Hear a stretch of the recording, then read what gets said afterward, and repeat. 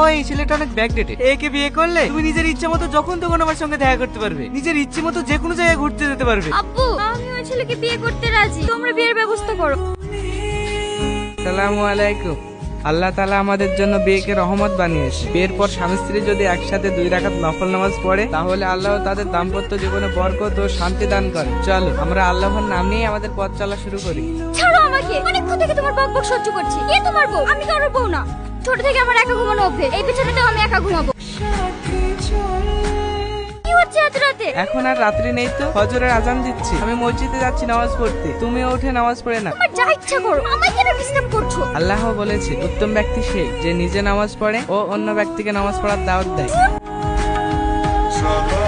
কোথায় যাচ্ছ তুমি? একটু বাইরে বেরোবো। আজকে বাড়িতে অনেক মানুষজন আছে, আজকে দিনটা বাইরে না গেলে হতো না? না হতো না, আমার ফ্রেন্ডসরা আমার জন্য অপেক্ষা করছে। তারাও মাহি, তুমি যে পোশাকটা পরে বাইরে যাচ্ছ এটা ইসলামে করা নিষেধ আছে। এত অত্যাচার আর ভালো লাগে না।